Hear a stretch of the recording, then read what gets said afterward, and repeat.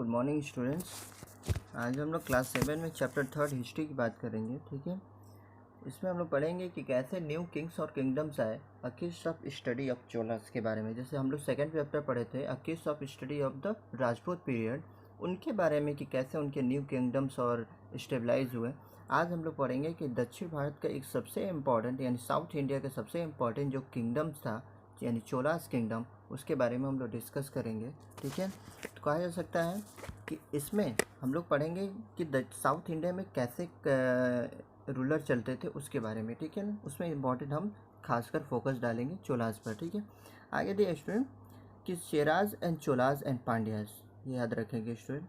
Cheras, Cholas and Pandya ये most important kingdom होते थे साउथ इंडिया के। और बात करें हम 4th सेंचुरी की यानी 400 ईयर्स में, आई बात समझ में, यानी 400 ईयर्स में अगर हम बात करें तो उस ज़माने में एक सबसे इम्पॉर्टेंट रूलर हुआ करता था जिसका नाम था चोलास, चेराज और पांड्याज। ठीक है ना, ये सारे रूलर हुआ करते थे, किंगडम हुआ करते थे, एम्पायर हुआ करते थे।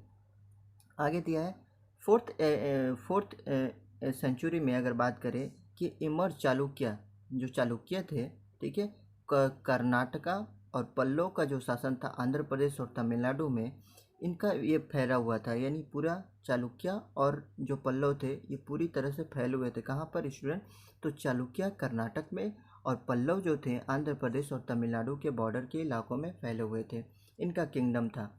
Both this dynasty became very powerful, ये बहुत ही पावरफुल रूलर थे। ठीक है, रीजन अबाउट 400 ईयर्स, इनकी जो शासन व्यवस्था थी लगभग 400 ईयर्स तक आसपास के ईयर्स में चली।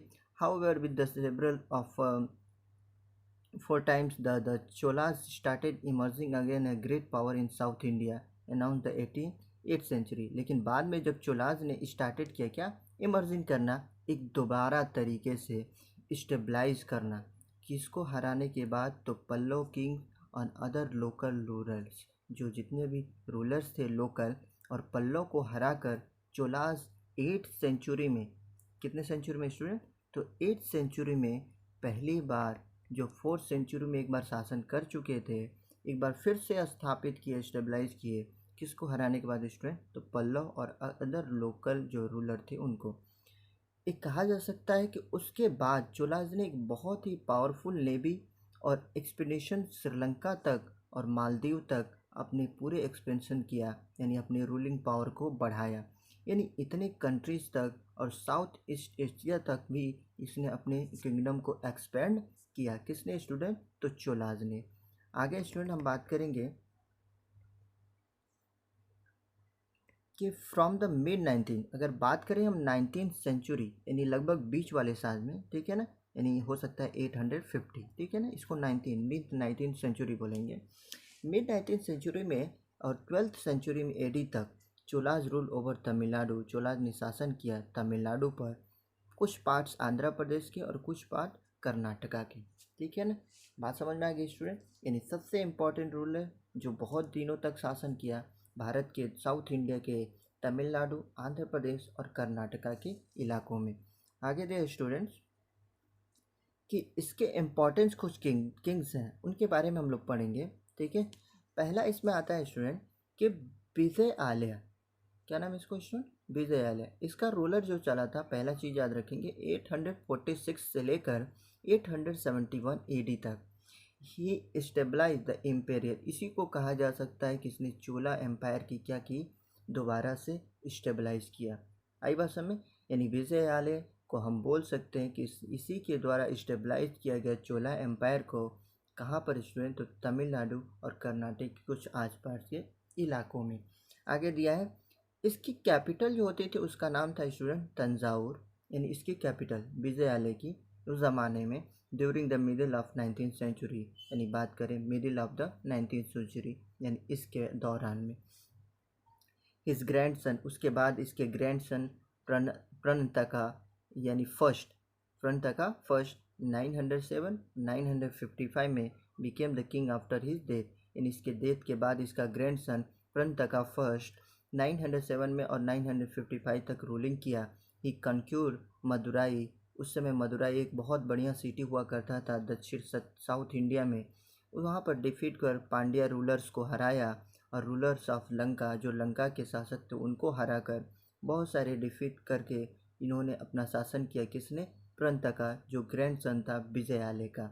बाय द 11th सेंचुरी, अगर 11th सेंचुरी की हम बात करेंगे तो Chola power had reach the height of the its glory.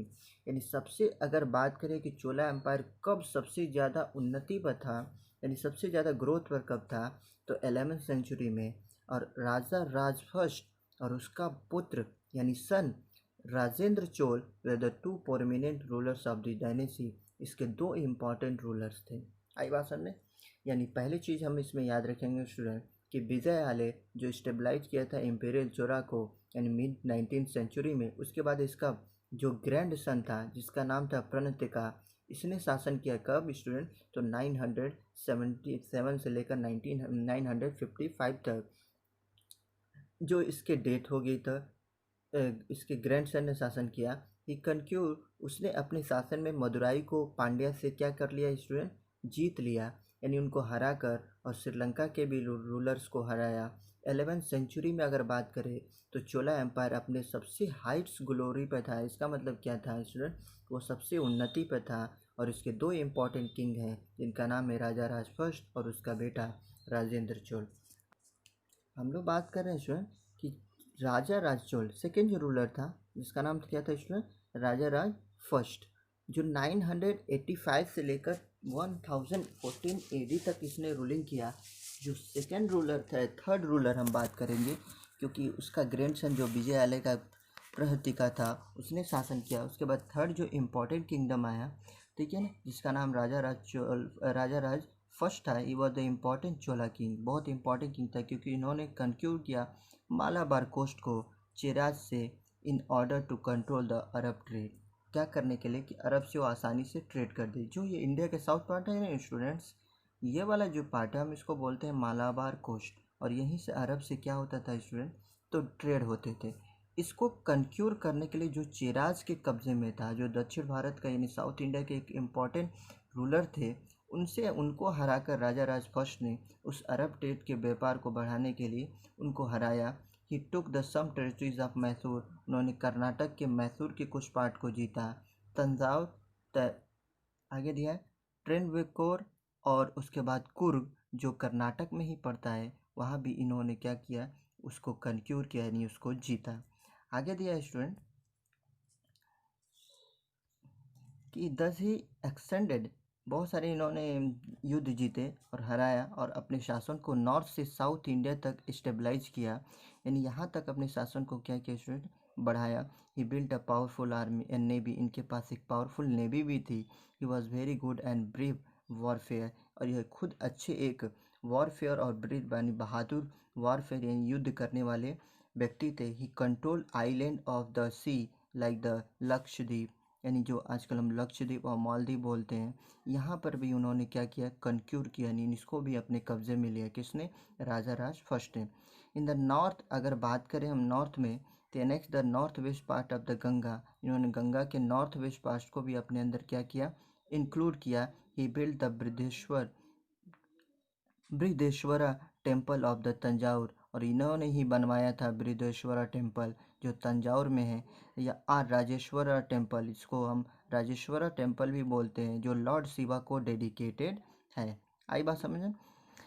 On the walls of this temple, कहा जा सकता है कि इस वॉल के टेम्पल में inscription of the chief work of Raja Raj first, यानी राजा राज ने जो अपनी उपलब्धियां हासिल की थी उसको इस पूरे मंदिर की दीवारों पर क्या किया है स्टूडेंट? लिखवाया है। The Chola became the Paramount power of in southern India, इनके ही शासन में अगर कहा जाए तो चोला एम्पायर एक बहुत पावरफुल शासन के रूप में जाना जाता है। इनके शासन में ही चोला एम्पायर बहुत ज़्यादा प्रोग्रेस किया। आगे दिए हैं increase a trade brought prosperity in their kingdom, the Chola Mandal. The word Chola Mandal was derived from the Cholas Mandal. इसका मतलब क्या है स्टूडेंट? कि इन्होंने बहुत सारे ऐसे ट्रेड की प्रॉस्पेरिटी अपनाई जिनसे इनके किंगडम में क्या हुआ? प्रोग्रेस हुआ। यानी उनको किस नाम से जाना जाता था? कोरोमंडल, जो वर्ड कहाँ से आया है स्टूडेंट? तो चोला मंडल से। आई बात समझे? यानी कोरोमंडल जो कोस्ट है वो किससे आया है स्टूडेंट? तो चोलामंडल से, ठीक है ना।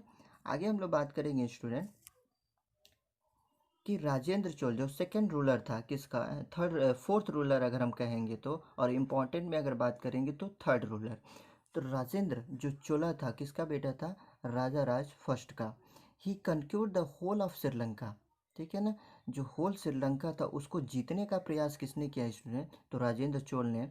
And carries his army right up to central India, और इसने अपने आर्मी को कहाँ तक बढ़ाया स्टूडेंट, जो सेंट्रल इंडिया के पार्ट तक, जो टाइटल ऑफ गंगा तलिका चोलास, जो कहा जाता है कि यह गंगा कोड़ा चोलास के नाम से जाना जाता है।